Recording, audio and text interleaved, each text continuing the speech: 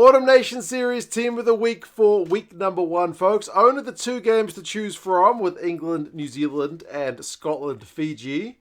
Kind of 2 very different results, but we'll pick 15 guys from the week that was, and you guys can let us know your thoughts on who I have been the most hard on by failing to select in this team. But yeah, we'll go through some stats and whatnot, keep it pretty fun.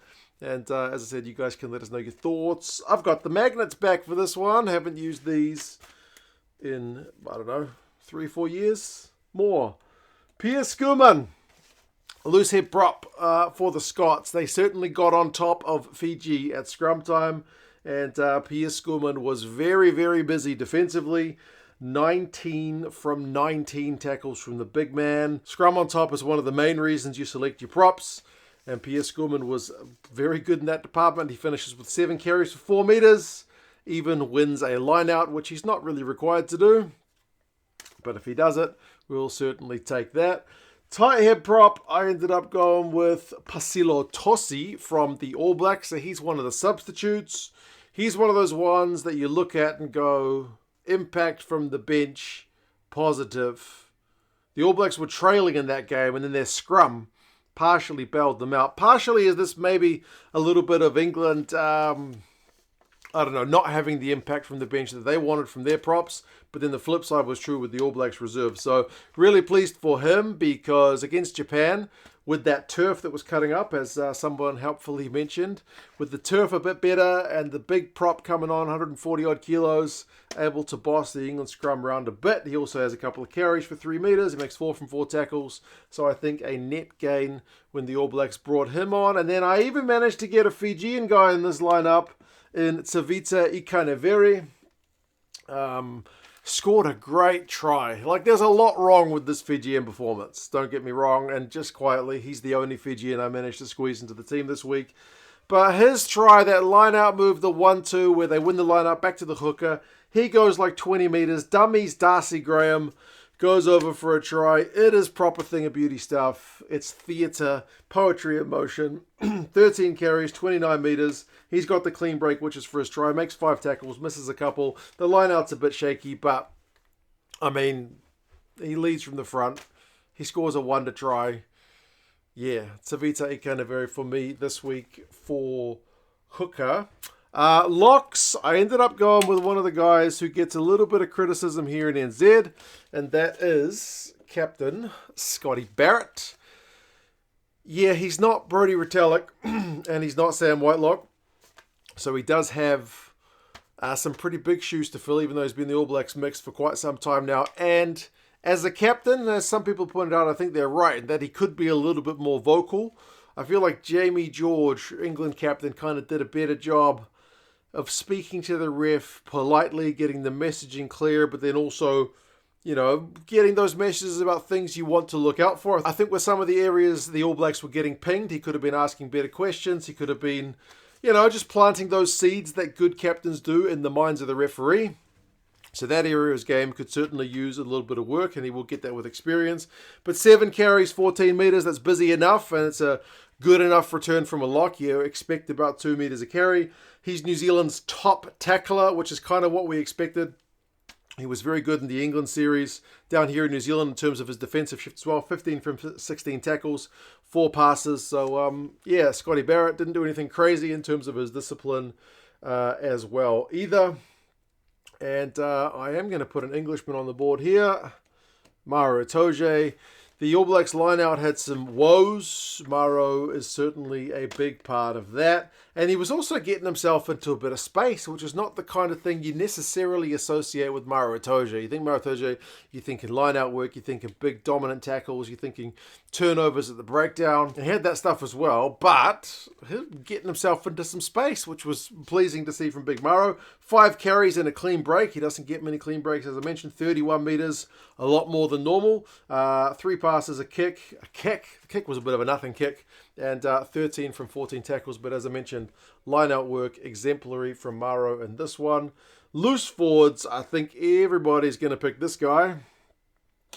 Wallace Satiti from the All Blacks. I mentioned in the preview, England fans who hadn't been following the Rugby Championship would probably have no idea who this guy was because you wouldn't have seen him because he didn't play in the July tests. But you know who he is now. He was phenomenal. He continues to have quite the rookie season for the All Blacks. That feels very American to say that, doesn't it? Rookie season. But it's his rookie season. It's his first season for the ABs. 16 carries. 77 metres, which is more than anybody else in the game. You would usually expect it to be a fullback, maybe a winger, certainly not a blindside flanker to top that stat. 3 clean breaks, again, top for New Zealand. 3 defenders beaten. He's got the try assist, the wonder offload to Talia. 9 passes, 9 from 9 tackles. Goodness gracious. He was particularly impressive, but he's been doing it for a while now in black. Open side flanker, I'm going to go with one of the Scotsmen.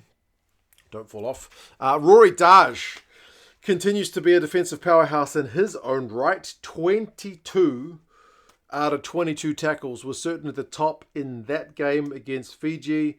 And he also won 2 turnovers. So that's a number 7 doing a number 7's job. That's why Hamish Watson can't even get into the Scotland side, because you've got Rory Darge doing stuff like that. He's also got 5 carries for 16 metres, which pales in comparison to Wallace Satiti, but he's still getting some go-for ball, beats a couple of defenders, has got 3 passes. He does concede a penalty, but overall, Rory Darge in a defensive effort was having a big contribution to Scotland's win. And then likewise, this guy, Jack Dempsey, former Wallaby Jack Dempsey. I know they got a lot of good loosies in Australia, but you got to be looking at Jack Dempsey and going, damn, he's a pretty good player, isn't he? 14 carries, busy work. 69 run meters. Loves getting some go forward and beats 5 defenders. So hard punching, hard carrying, strong number 8, Jack Dempsey. He's been doing that for Scotland for a wee while now, hasn't he? 6 passes and also defensively 16 from 17 tackles. Really, really good all-round performance from him. He does have 1 penalty conceded. But, yeah, Dempsey at number 8. Number 9's a hard one, because which one of the number 9s really, really stood out? Like Ali Price for Scotland, like Ratsama for the All Blacks. Lamani got himself yellow carded within a few minutes. That kind of leads me, I could have gone with one of the subs as well, but almost by default, like Ben Spencer. And it certainly wasn't a perfect outing. It certainly wasn't one of his greatest games ever. But it was enough this week with the competition. None of them, I think, being particularly standout. I thought he did a solid enough job. And solid enough this week is enough to get you in my team of the week. 3 carries and a clean break. 20 metres. Not bad, but he spent most of the time kicking, which was part of the game plan to put the All Blacks backfield under a bit of pressure. 12 kicks from him, 38 passes, so a bit of ball distribution going on as well. He does have 3 turnovers conceded, which he would like to be a bit lower, 2 from 3 tackles.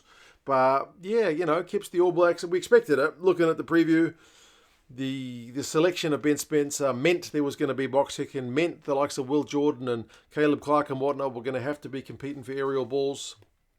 And we kind of got what we thought. So yeah, I thought he did it solidly enough this week.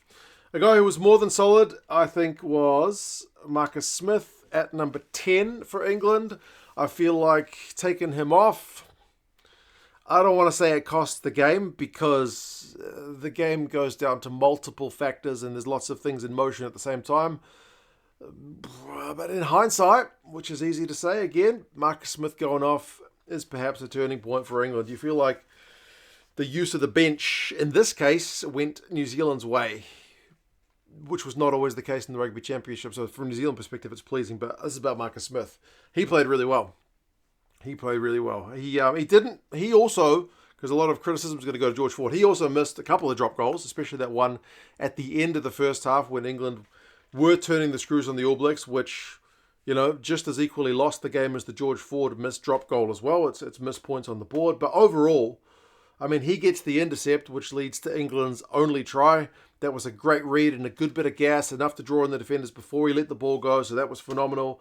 He got 75 metres, largely from the intercept, but not just from the intercept. He beats 3 defenders. He takes 8 carries, which is pleasing, seeing as he also passed 8 times. So a good mix of run and pass. I like that from a 10 because it keeps the defenders kind of in 2 minds. He also had 7 kicks, so it's almost the perfect even distribution, right, of kick, pass, run. And he also kicks a really nice 50-22 on the back of some All Blacks lost line-out ball. So I thought he was really good. I mean, his kicks, to be honest, his kicks at poles, he got them, but they weren't looking that flash. There's no guarantee he gets that kick that George Ford missed as well. But I don't know. I just feel like Marcus Smith was running the show pretty well, and it was kind of an unusual substitution in the scheme of things. But I don't know. Like, George Ford's been a clutch player for England in the past. He's just lacking on a bit of game time. So, yeah, I don't want to be Mr. Hindsight, Captain Hindsight over here, saying it was the contrary, like the one decision which cost the game. But Marcus Smith, for what it's worth, played really well. In the midfield, I have got another English player in Ollie Lawrence, and his performance also perhaps goes hand in hand with how England played. Like, as I mentioned, England only got the one try, and it was kind of defensive pressure which led to the try. That's very much Ollie Lawrence's game in this one. Like, 2 carries, 9 metres. Not a heck of a lot of ball carries from Ollie Lawrence, and he only got 2 passes as well. So ball in hand stuff was pretty limited from Ollie Lawrence. Often the ball wasn't even getting to him. But 22 out of 25 tackles. That's unbelievable. That's a massive, massive, massive defensive shift from Ollie Lawrence. Like, that's the same amount of tackles as Darge made. And you don't usually expect your number 12 to be up there topping the kind of tackle charts. So, big, powerful defensive effort from Ollie Lawrence basically gets him in the team of the week. I know he's a great attacking player as well. He wasn't given that much chance to do it this week. Hopefully, for their next game, he will get a little bit more hand on the pill. But still, defensively, he really showed what he can do. One guy who had a bit more chance offensively was Hugh Jones for Scotland.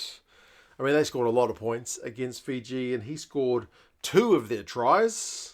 Could have had another one, but it was chalked off for a bit of a double movement. But gets one from a cross kick, gets one from an intercept. He finishes with 110 run meters, which is pretty impressive for a guy playing 13. Beats 6 defenders, has 3 clean breaks, including one which was the intercept and probably one which was the crossfield kick, because he's out there breaking the line where there's no line in front of him. He also sets up 2 tries of his own, so he was involved in a bit of everything. 9 passes, 7 from 7 tackles. He does give away a penalty, but overall, Hugh Jones was on absolute fire this week for Scotland. Their midfield just looks pretty stacked, doesn't it? And it's been pretty hard to outshine the midfield partner of Tupulotu, but I feel like he did it this week. Sometimes the ball goes your way. Another Scotsman in old Duhan. I'll move you up a little bit, Duhan. Duhan van der Merwe. Still Scotland's top try scorer, despite the challenge from Darcy Graham. He gets 1 try to keep him 1 try ahead of Darcy Graham. But he finishes with 146 run meters. In this game, it was sometimes his carries which led up to the tries, right? He would get a half break, he got a strip, and he got a kind of a break. So he wasn't necessarily finishing the moves, but he was a big part in helping to set them up. From 12 carries, that's quite extraordinary. 7 defenders beaten. That's a cracking number. He's got a clean break. He's got a kick even. 9 from 9 tackles, so defensively pretty solid. Wins the turnover, which is the strip and the tackle. Does concede 1 penalty, but overall, Duhan. Left wingers didn't have as much going on this week, let's be fair. It was mostly about the right wingers, but Duhan on the left wing looked pretty good. Right wingers is tough. I kind of by default had to go with Darcy Graham. The dude literally scored 4 tries in a game. That's hard to top. So Mark Talea and Mani Fiwaboso, hard done by for sure, because they absolutely both stood out in their games. You could make the argument 2 tries against away against England at Twickenham was worth more than 4 tries at home against Fiji. You can, but 4 tries, it's pretty rare. 7 carries, 71 meters, beats 8 defenders, which is top for the week. 4 clean breaks. Goodness me. He's even credited with a kick, which was not much of a kick. The stats guys have given him 1 kick. He barely got foot on that ball, and that's what meant it wasn't a knock-on, which meant it wasn't a try. If you don't know what I'm talking about, go watch the highlights. It's a pretty fluky try, but he gets enough boot on ball to not be given a knock-on. 4 tries. Was, for a brief moment, joint equal top try scorer with Duhan van der Merwe for Scotland, but Duhan's try set him 1 apart. And then fullback, it's got to be Will Jordan. He gets a try, goes through that gap between, was it Martin and Genge, shows some real gas. He is just unbelievable. He's got a cracking try-scoring record. I mean, so does Darcy Graham recently too. 68 metres, 14 carries, so really high involvements, but he's getting a bit of ball kicked to him as well. Largely pretty secure at the back, but does drop at least one. And he's got one offload, which just doesn't go to anybody or goes forward. So it's not 100%. Some of the decision-making or the hands could be a touch better. He's got a try assist where he sets up the pass for Talia's second try. So he's involved in some good stuff there. But he beats 4 defenders, 13 passes. 13 passes for your fullbacks, massive. 4 of them offloads. So, yeah, lots of good involvements. If I had to say the number one guy that gets snubbed this week, it's either Mani Fiwa-Boso or Mark Talia. Both those guys were outstanding. So the fact that they are not in the team, you can argue that point for sure. Some of the other guys as well. Hooker, I mean, I may have been showing a bit of a soft spot for Fiji for that one because they didn't have their best outing. I just liked his try an immense amount. But, yeah, certainly Mark Talia slippery as a bloody eel, and Fiwa-Boso continues to impress for England. So that is the 15 guys that I've picked for the week. If you want England rugby gear or New Zealand rugby gear, check out the links down in the description, affiliated with both the England Rugby Store and the All Blacks shop. If you want to get that gear, do us a favour and use those links. That tells them that 2 cents sent you. That would help me out a great deal.